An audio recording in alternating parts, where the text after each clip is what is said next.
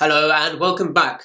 Today I'm going to talk about The Lamplighters by Emma Stonex, and I have to say this was an absolutely cracking read. I read it in about 3 or 4 days. It's a real page turner. It's very clear that she knows how to keep a reader hooked and kind of reel them in super quickly. It's a kind of mixture of a ghost story, a thriller, a mystery, a love story, all wrapped into one.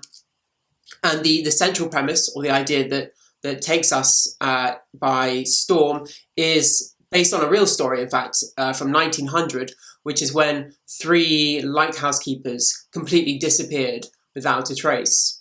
And Emma Stonex takes this idea, transports it to 1972, and rather than the Outer Hebrides, which I think is where the original mystery comes from, she brings it to the Cornish coast. And it flips between 6 different perspectives. 3 of those perspectives are from the 3 lighthouse keepers, and the other perspectives, based in 1992, are the wives and girlfriends of those keepers and how they kind of deal with the loss of the people they've loved. The prose itself is really kind of sumptuously detailed. You can clearly see that Stonex kind of super works hard to get into the psychology of the characters, and some of the interesting tensions that develop is with this sort of real extraordinary relationship with the sea. And Stonex talks herself in sort of interviews and online pieces of writing how she's always been kind of drawn to the sea, and how her grandmother grew up on the Isle of Wight, and I think was married to a Navy officer or captain.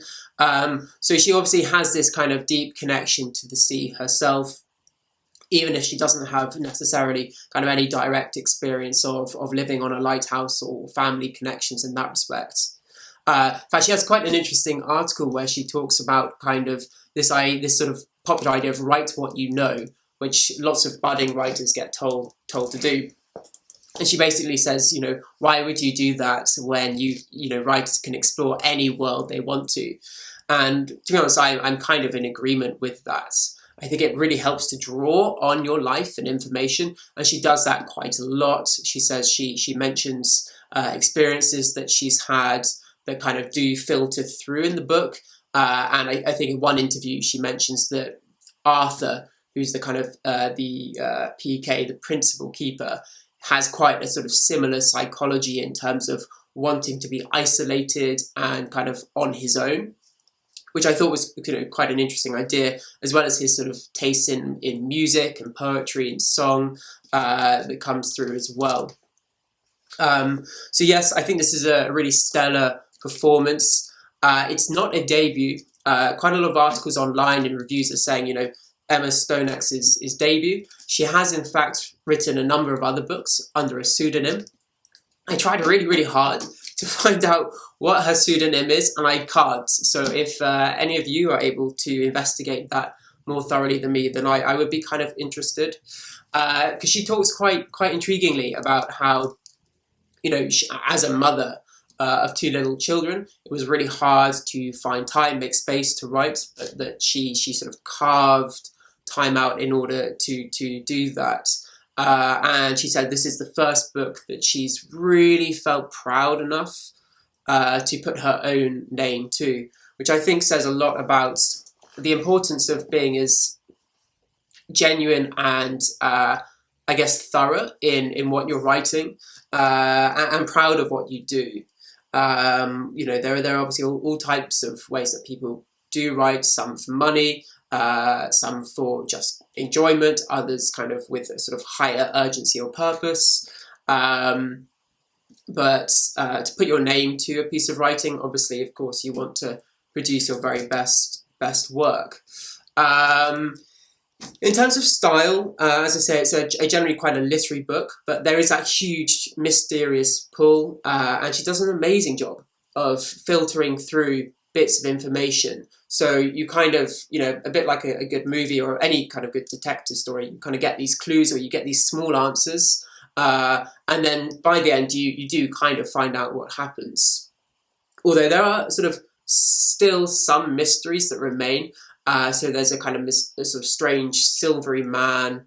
There's a Inspector Ghoul-like character that comes onto the island called Sid, who kind of delves into the, I guess the conscience, if you like, of the characters.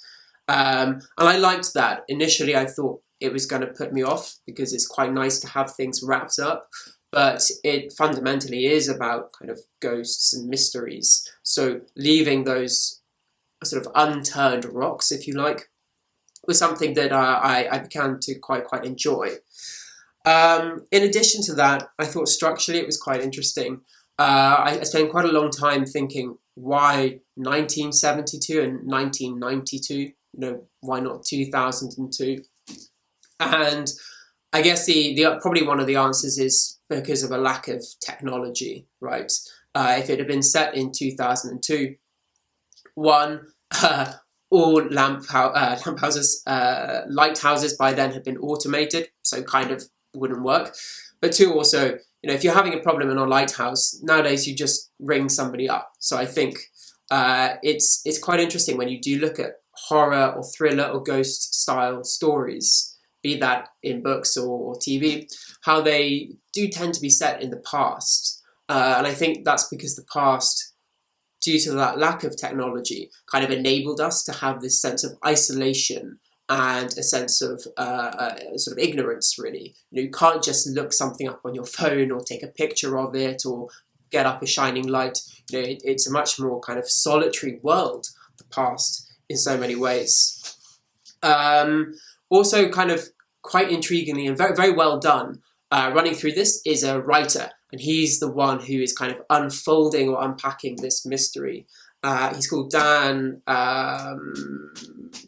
Can't remember his surname. Whoops, never mind. But he basically steps back quite far from the novel, in the sense that it's not a book about a writer writing about a mystery, which is great because I have read books where there's very much a writer, and that's sort of in the book, and that's quite sort of frustrating and slightly annoying because it feels a bit of a cop-out.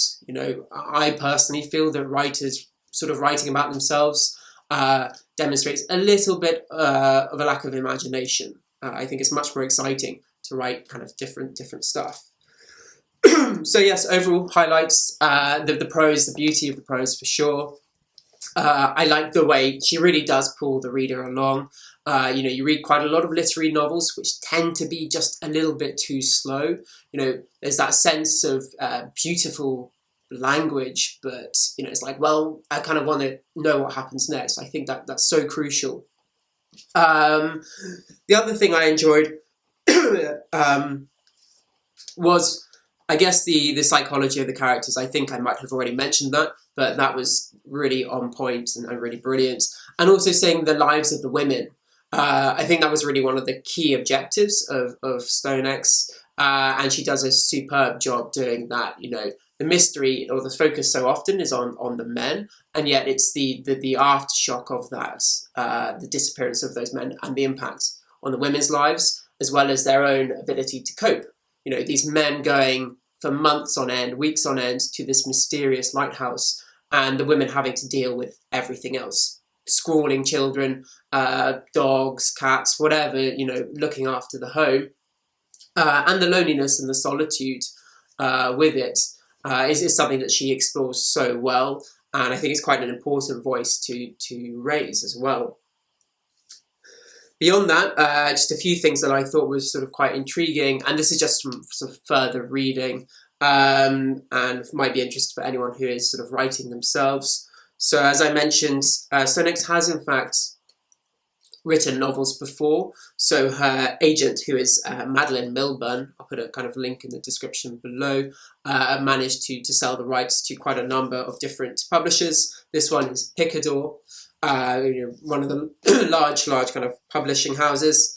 And I think it sold pretty well. It's been translated into 20 languages, so sort of very, very popular. And it's one of Picador's, I think they call it sort of super spring novels. They have publishers have these sort of key books which they bring out each season to kind of boost sales and to put a lot of advertising into. And she writes quite interestingly. There are a couple of articles I read by Stonex about the nature of writing when you've got children, about writing what you know or don't know, and I'm going to put those in the links as well. Reading this made me think of another book which I read a long time ago, which is The Lighthouse by Alison Moore. If you've not come across this, it's a fantastic book. It's about 180 pages, so a pretty quick read. And it was shortlisted for the Man Booker Prize in 2012. I've had the pleasure of meeting Alison, and she's a lovely writer, a lovely person, and in fact, I managed to get this one, I don't know if you can see that, signed in the London Short Story Festival.